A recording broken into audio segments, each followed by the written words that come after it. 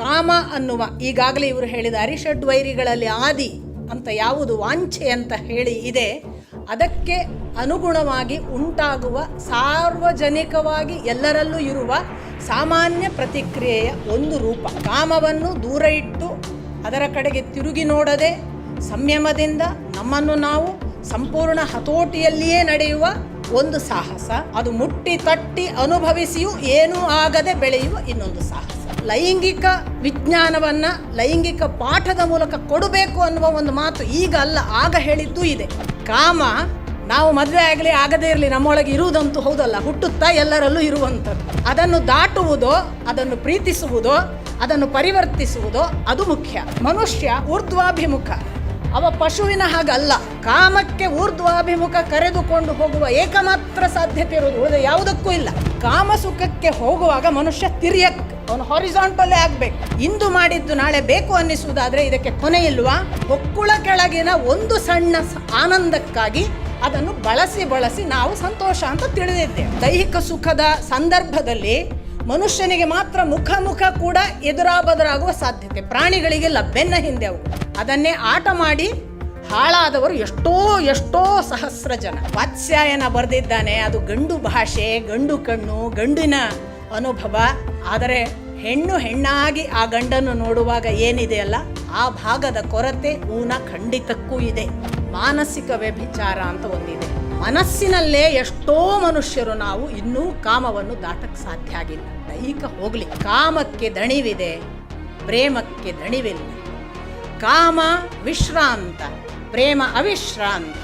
ಕಾಮಕ್ಕೆ ಅಂತ್ಯವಿದೆ, ಪ್ರೇಮ ಅನಂತ.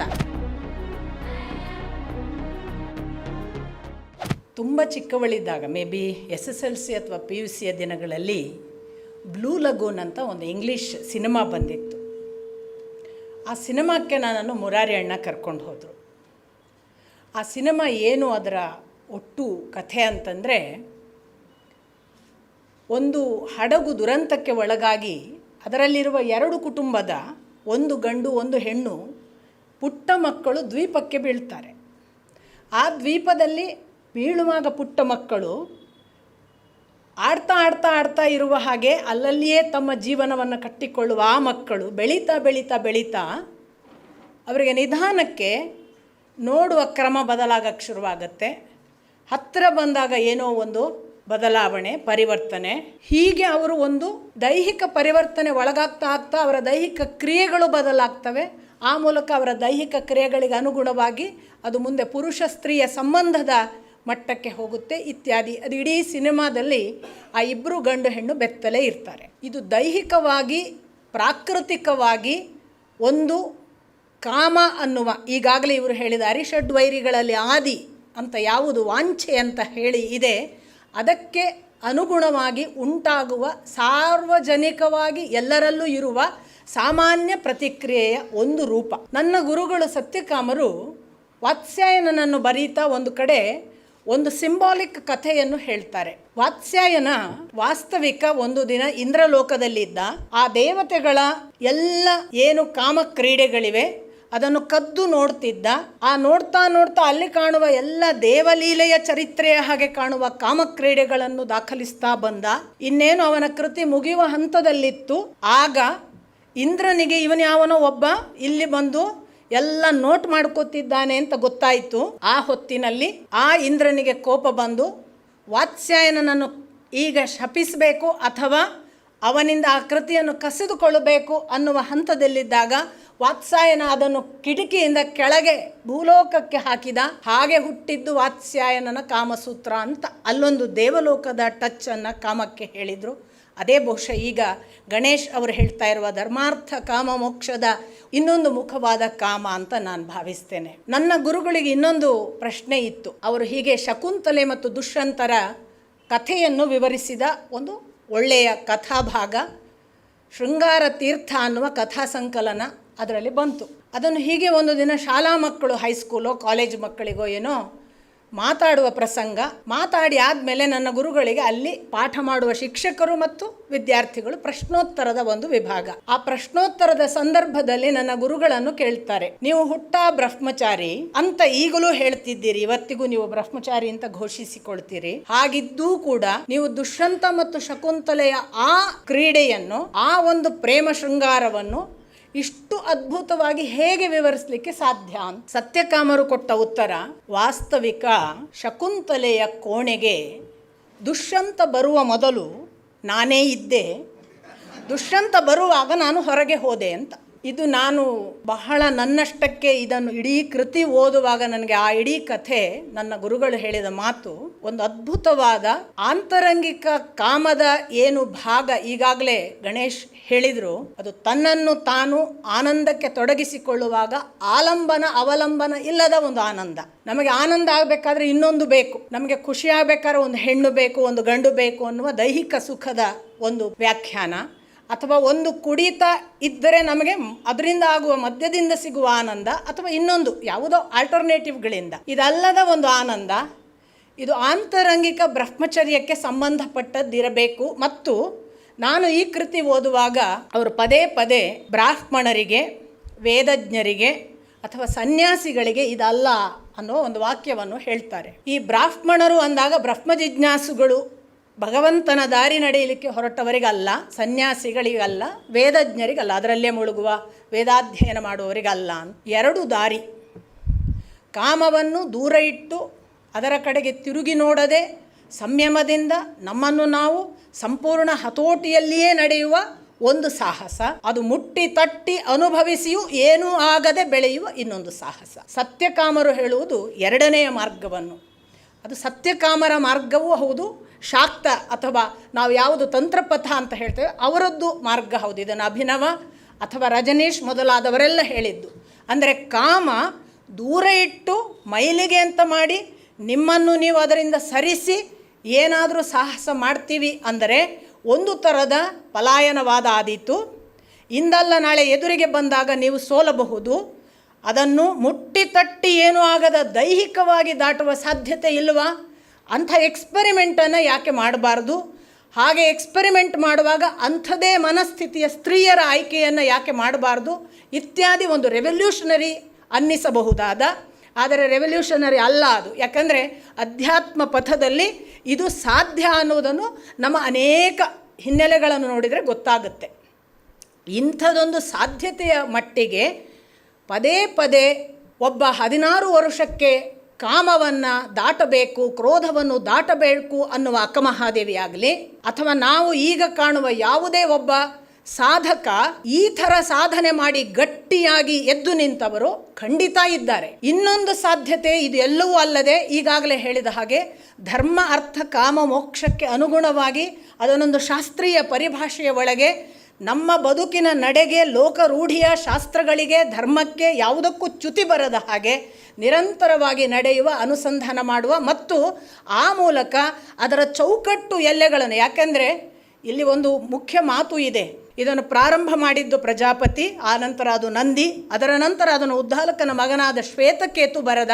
ಶ್ವೇತಕೇತು ಬರೆಯುವ ಹೊತ್ತಿಗೆ ಅದನ್ನೊಂದು ದಾಂಪತ್ಯದ ಬಂಧದ ಒಳಗೆ ಇಟ್ಟ. ಆನಂತರ ಬಾಭ್ರವ್ಯರು ಅದನ್ನು ಮುಂದುವರಿಸಿದರು. ಬಾಭ್ರವ್ಯರ ನಂತರ ಅದು ವಾತ್ಸ್ಯಾಯನ ಅದನ್ನು ಕಟ್ಟಿಕೊಟ್ಟ ಅನ್ನುವ ಒಂದು ವಿವರಣೆ ಬರುತ್ತೆ. ಹಿನ್ನೆಲೆ ನೋಡಿದರೆ ಅಲ್ಲೊಂದು ದಾಂಪತ್ಯದ ಟಚ್ ಕೂಡ ಇದೆ.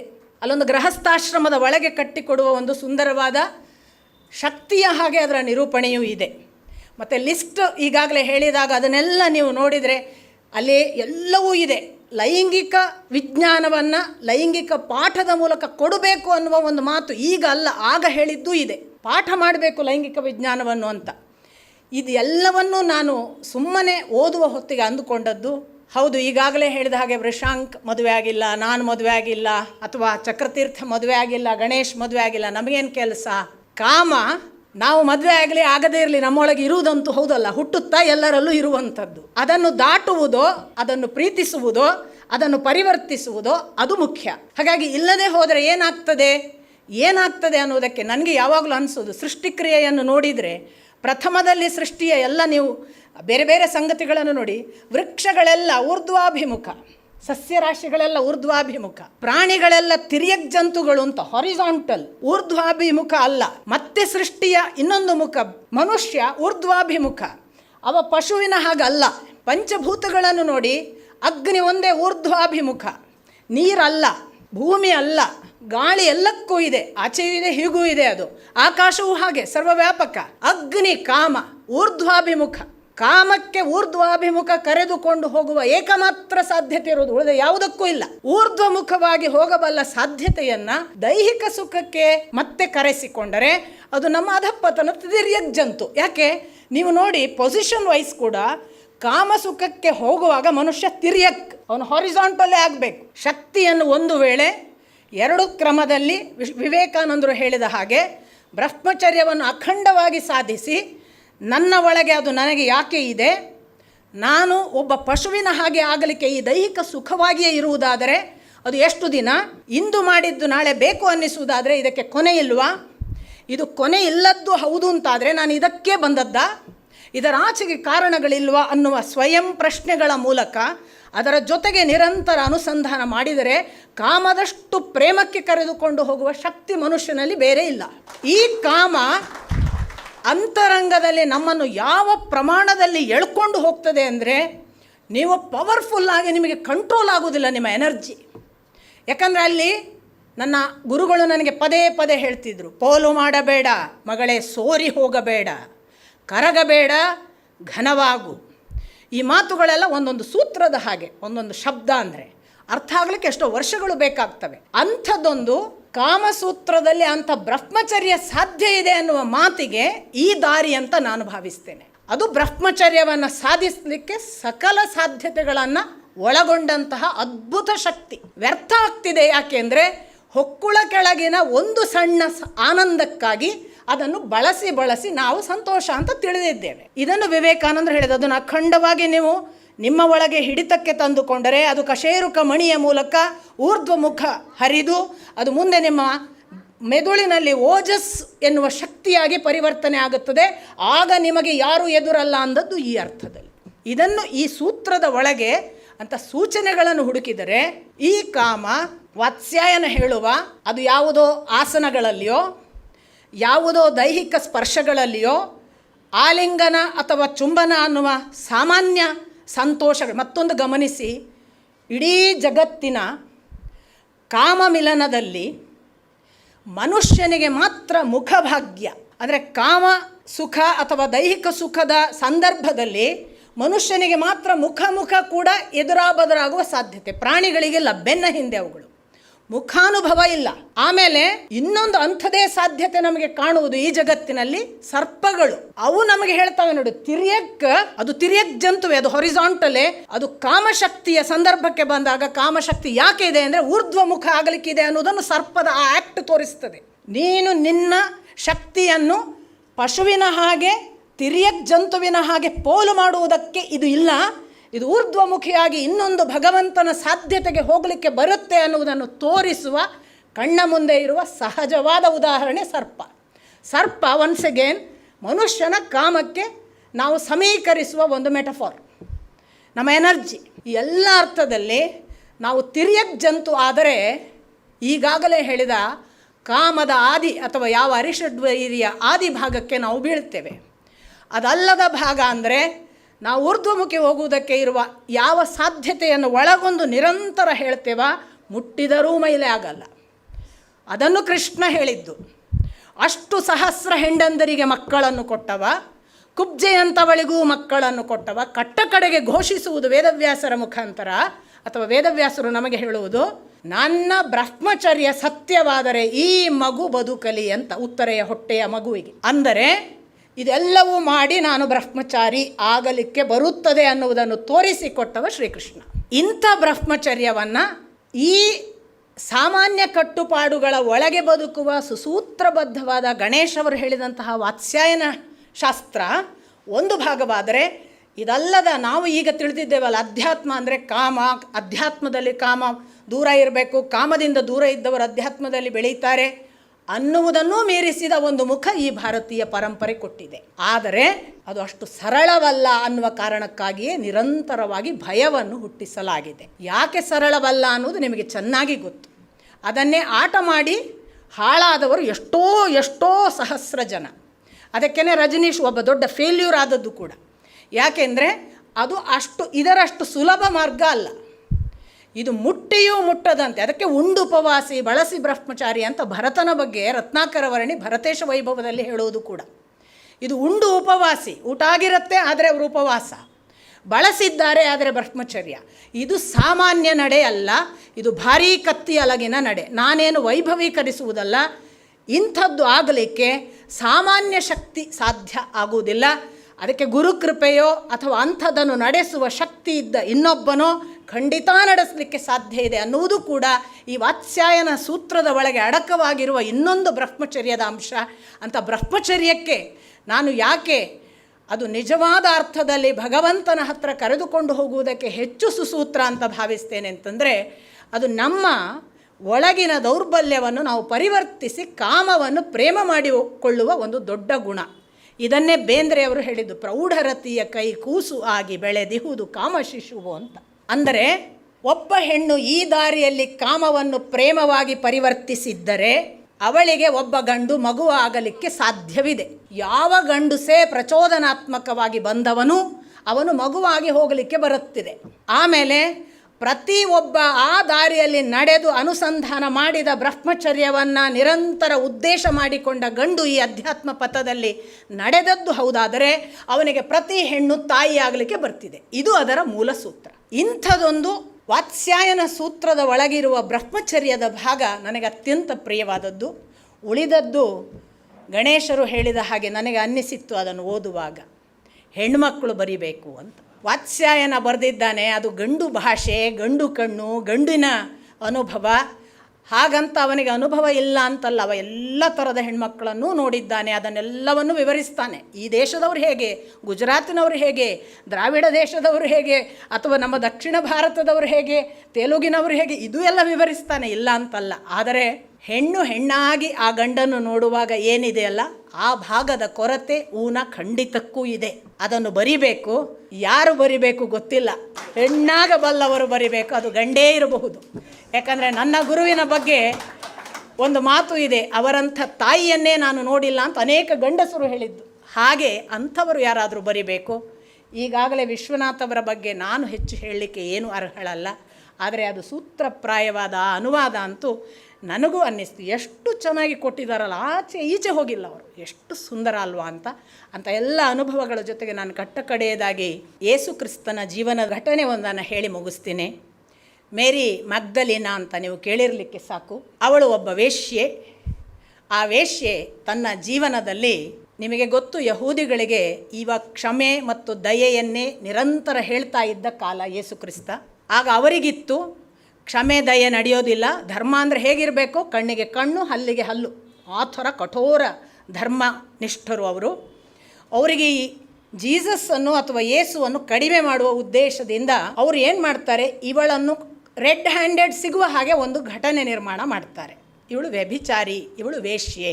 ಮತ್ತು ಧರ್ಮನಿಷ್ಠರ ಪುರೋಹಿತರ ಪ್ರೀಸ್ಟ್ಗಳ ಒಂದು ಗುಂಪೆ, ಈಗ ನೋಡು ಇವಳು ಎದುರಾಬದ್ರು ಸಿಕ್ಕಿ ಬಿದ್ದಿದ್ದಾಳೆ, ಇವಳು ವ್ಯಭಿಚಾರ ಮಾಡಿದ್ದಾಳೆ, ಏನು ಶಿಕ್ಷೆ ಅಂತ ಯೇಸುವನ್ನು ಎಲ್ಲರೂ ನಿಂತು ಕೇಳ್ತಾರೆ. ಯಾಕಂದರೆ ಅವರ ಪ್ರಕಾರ ಅವಳನ್ನು ಕಲ್ಲು ಹೊಡೆದು ಸಾರ್ವಜನಿಕವಾಗಿ ಕೊಲ್ಲಬೇಕಿದು ಅವರ ಧರ್ಮನಿಷ್ಠ ಜಗತ್ತಿನ ಒಂದು ಶಿಕ್ಷೆ. ಕಲ್ಲು ಎತ್ತಿ ಹೊಡಿಲಿಕ್ಕೆ ಸಿದ್ಧರಾದ ಎಲ್ಲ ಆ ಪ್ರೀಸ್ಟ್ಗಳಿಗೆ ಈಗ ಯೇಸುವಿಗೆ ಚಾಲೆಂಜ್ ಇವರದ್ದು. ದಯೆ ಮತ್ತು ಕ್ಷಮೆ ಎಲ್ಲಿ ಕೊಡ್ತೀಯಪ್ಪ ಇಂಥ ವ್ಯಭಿಚಾರಿಗೆ ಅನ್ನುವ ಮಾತು ಅವರದ್ದು. ಹೌದು, ವ್ಯಭಿಚಾರ ಸಮರ್ಥಿಸಲಿಕ್ಕೆ ಸಾಧ್ಯ ಇಲ್ಲ ಈಗ ಯೇಸು ಕ್ರಿಸ್ತನಿಗೆ.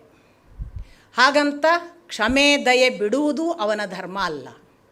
ಯೇಸು ಕೊಟ್ಟ ಉತ್ತರ, ಹೌದು ಅವಳು ತಪ್ಪು ಮಾಡಿದ್ದಾಳೆ ಎಂದಿಟ್ಟುಕೊಳ್ಳೋಣ, ನೀವು ಕಲ್ಲು ಎತ್ತಿ ಅವಳನ್ನು ಹೊಡೆಯುವುದು ನಿಮ್ಮ ಶಿಕ್ಷೆಯೂ ಆಗಿರಬಹುದು. ಅದಕ್ಕೊಂದು ಅರ್ಹತೆಯನ್ನು ನಾನು ನಿಮ್ಮ ಬಳಿ ಕೇಳುತ್ತೇನೆ. ನಿಮ್ಮಲ್ಲಿ ಇದುವರೆಗೆ ಯಾವುದೇ ತಪ್ಪು ಮಾಡದ ಒಬ್ಬರಿದ್ದರೆ ಅವರು ಮೊದಲು ಕಲ್ಲು ಹೊಡೆಯಿರಿ. ಆ ಬಳಿಕ ಜೀಸಸ್ ಉಸುಕಿನ ಮೇಲೆ ಆ ಪ್ರೀಸ್ಟ್ಗಳ ಕಥೆ ಬರೆದ ಅಂತ ಒಂದು ಉಲ್ಲೇಖ ಇದೆ, ಅವ್ರು ಏನೇನು ಮಾಡಿದ್ರು ಅಂತ. ಅದು ನೋಡಿ, ಅದು ಮರಳಿನಲ್ಲಿ ಇಲ್ಲವಾಗುವ ಕಥೆಗಳು, ಮರಳಿನಲ್ಲಿ ಬರೆದ ಕಥೆಗಳು. ಇವಳದ್ದು ಕಲ್ಲಿನಲ್ಲಿ ಕೆತ್ತಲಾಗ್ತದೆ ಅಲ್ವಾ. ಆದರೆ ಅದೇ ಮ್ಯಾಗ್ದಲಿನಾನನ್ನು ಕಟ್ಟ ಕಡೆಯವರೆಗೆ ಜೀಸಸ್ನ ಜೊತೆಗೆ ಅವಳು ಫಾಲೋ ಮಾಡ್ತಾಳೆ, ಅವನ ಜೊತೆಗೇ ಇರ್ತಾಳೆ. ಕಟ್ಟ ಕಡೆಯ ಕ್ರುಸಿಫಿಕೇಷನ್ನ ನಂತರ ನೀರು ಕುಡಿಸುವುದು ಕೂಡ ಮೇರಿ ಮಗ್ದಲಿನ. ಯಾಕೆ ಈ ಕಥೆ ಹೇಳಿದೆ ಅಂದರೆ, ಮಾನಸಿಕ ವ್ಯಭಿಚಾರ ಅಂತ ಒಂದಿದೆ. ಮನಸ್ಸಿನಲ್ಲೇ ಎಷ್ಟೋ ಮನುಷ್ಯರು ನಾವು ಇನ್ನೂ ಕಾಮವನ್ನು ದಾಟಕ್ಕೆ ಸಾಧ್ಯ ಆಗಿಲ್ಲ. ದೈಹಿಕ ಹೋಗಲಿ, ದೈಹಿಕವನ್ನು ದಾಟಿದವರೂ ಕೂಡ ಮಾನಸಿಕ ದಾಟಕ್ಕೆ ಎಷ್ಟೋ ಸಹಸ್ರ ವರ್ಷಗಳು ಬೇಕೋ ಏನೋ ಅನ್ನುವ ಹಾಗೆ ಒದ್ದಾಡ್ತಾರೆ. ಇದೊಂದು ಯುಗ ಯುಗ ಕಾಲ ನಮ್ಮನ್ನು ಶಿಕ್ಷಿಸುವ, ಪರೀಕ್ಷಿಸುವ ಅದ್ಭುತ ಶಕ್ತಿ. ಅದಕ್ಕೆ 2 ಎಂಡನ್ನು ಕೊಡಲಾಗಿದೆ, ಫಿಸಿಕಲ್ ಪ್ಲೆಷರ್ ಮತ್ತು ಸುಪ್ರೀಂ ಪ್ಲೆಷರ್. 2 ಎಂಡುಗಳಲ್ಲಿ ನಾವು ಯಾವುದಕ್ಕೆ ಹೋಗ್ತೇವೆ ಅನ್ನುವುದರ ಮೂಲಕ ಕಾಮಕ್ಕೆ ದಣಿವಿದೆ, ಪ್ರೇಮಕ್ಕೆ ದಣಿವಿಲ್ಲ. ಕಾಮ ವಿಶ್ರಾಂತ, ಪ್ರೇಮ ಅವಿಶ್ರಾಂತ. ಕಾಮಕ್ಕೆ ಅಂತ್ಯವಿದೆ, ಪ್ರೇಮ ಅನಂತ. ಇಂಥ ಮಾತುಗಳನ್ನು ಪರಿವರ್ತನೆಯ ಬದುಕನ್ನು ಕಂಡ ನನ್ನ ಗುರುಗಳು ಪದೇ ಪದೇ ಹೇಳ್ತಿದ್ರು. ಅಂಥದ್ದೊಂದು ಶಕ್ತಿಗೆ ನಮಿಸಿ, ಅಂಥ ಬ್ರಹ್ಮಚರ್ಯವೂ ಕೂಡ ಇದರ ಒಂದು ಭಾಗ ಅನ್ನುವ ಒಂದು ಸಂಗತಿಯನ್ನು ಹೇಳುವ ಸೌಭಾಗ್ಯ ನನ್ನದು ಅಂತ ಭಾವಿಸ್ತಾ, ಎಲ್ಲ ಹಿರಿಯರಿಗೂ ನಾನು ನಮಿಸಿ ನನ್ನ ಉದ್ದಟತನದ ಮಾತನ್ನು ಕ್ಷಮಿಸಬೇಕು ಅಂತ ಪ್ರಾರ್ಥಿಸ್ತಾ ನನ್ನ ಮಾತು ಮುಗಿಸ್ತೀನಿ. ನಮಸ್ಕಾರ.